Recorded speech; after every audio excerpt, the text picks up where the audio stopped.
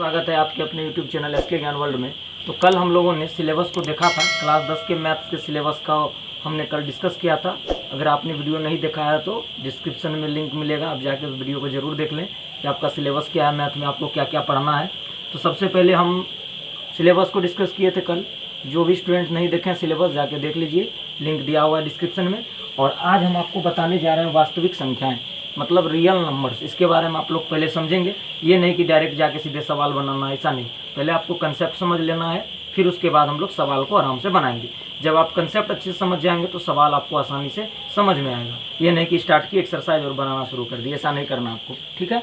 तो सबसे पहले हम लोग चलेंगे वास्तविक संख्याएं पर, रियल नंबर्स। इसको कहते हैं अंग्रेजी में, हिंदी में कहते हैं वास्तविक संख्याएं।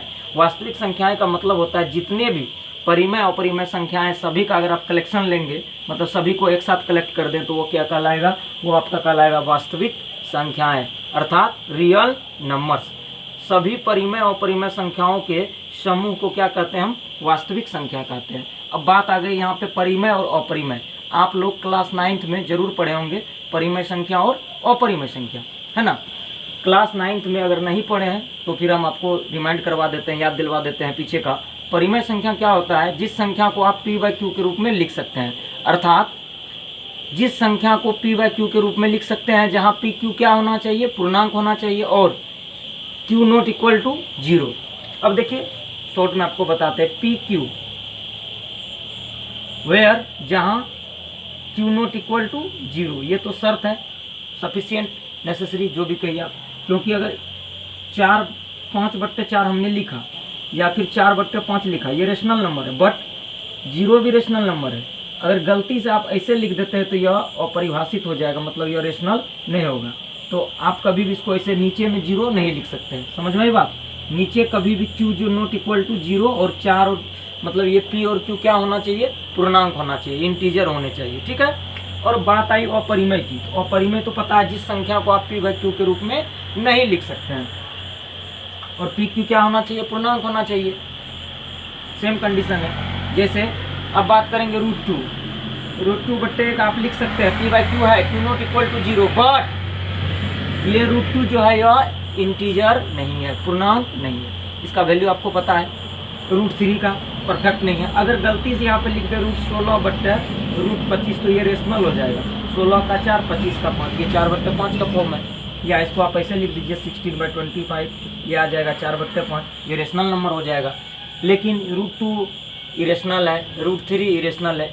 जितनी भी संख्याएं जिनका परफेक्ट स्क्वायर रूट नहीं होगा वे सभी क्या होंगे, वे सभी संख्याएं अपरिमेय होंगे। आपको पता है, 9th क्लास में पढ़े थे। अगर आप किसी को डिवाइड करते, कोई नंबर हम लेते हैं, ध्यान दीजिएगा इधर, शांत अशांत आप लोग पढ़े होंगे, टर्मिनेटिंग नॉन टर्मिनेटिंग। जैसे हम संख्या लिए 1/2, इसको जब आप डिवाइड करेंगे ना तो 0.5 आएगा। पता है कैसे आएगा, 1 में 2 से भाग करिए, नहीं लगेगा, 2 पंचे 10 कट गया। अब भाग करेंगे 1/3। अब देखिए इसका क्या है,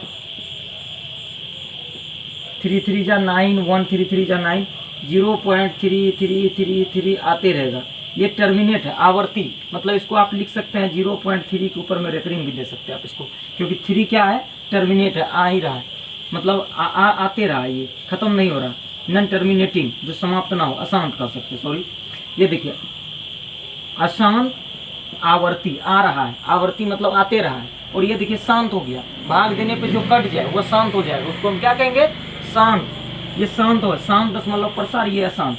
और इसका तो वैल्यू आपको √2 √3 इसका जितना भी मान होगा वे सभी क्या होंगे, अपरिमेय होंगे।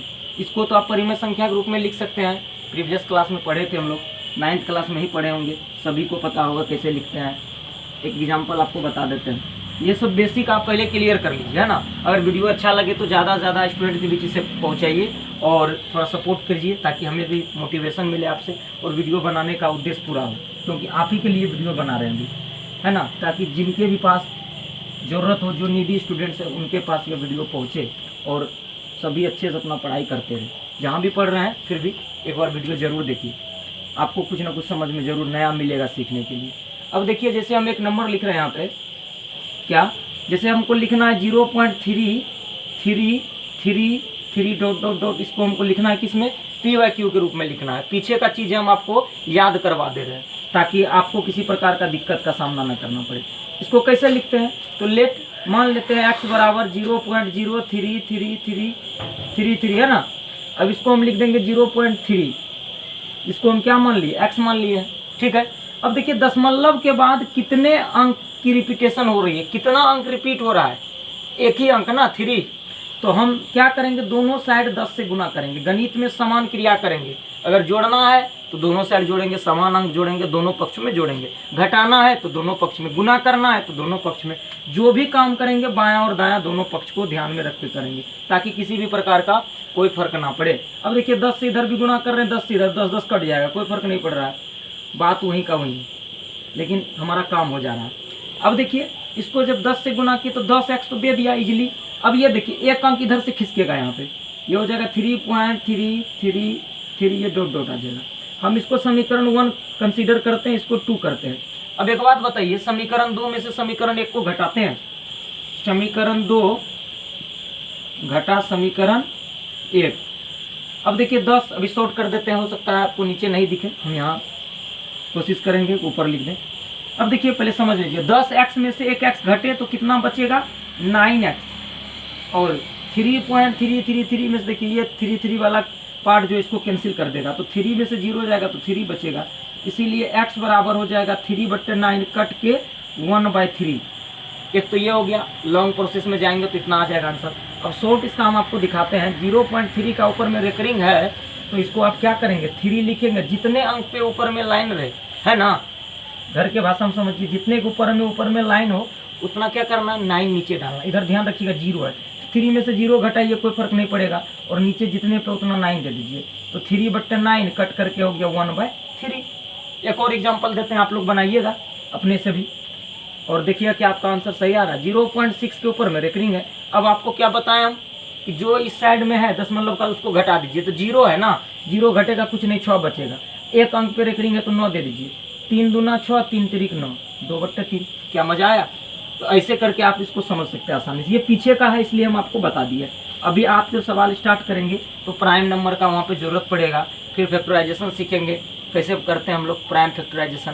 प्रीवियस क्लास में सभी पढ़े होंगे और सबको पता होगा, क्योंकि क्लास 10 में जब आप आ गए हैं तो पीछे का चीज़ आप जरूर जानते होंगे, है ना।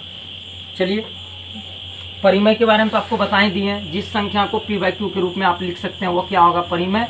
सीधा सीधा समझिए, p/q भिन्न के रूप में जिसको आप लिख सकते हैं। और q not equal to 0, q कभी भी 0 नहीं होना चाहिए। और pq क्या होना चाहिए, पूर्णांक होना चाहिए। और एक बात कि पूर्णांक आप पता कर लेंगे जिसका परफेक्ट रूट हो जाए, है ना, स्क्वायर रूट में कट जाना चाहिए। जैसे 25 रूट अंडर है तो यहाँ पे 5 आ जाएगा, 36 है, 36 है, 6 आ जाएगा, ठीक है। अब हम लोग यहाँ से यूक्लिड का विभाजन पढ़ेंगे और अगले वीडियो में आपके लिए हम लाएंगे एक्सरसाइज स्टार्ट करेंगे। उससे पहले कुछ और कंसेप्ट आपको बताना है। तब तक के लिए आप इतना ही रखिए, मिलते हैं अगले वीडियो में। थैंक्स।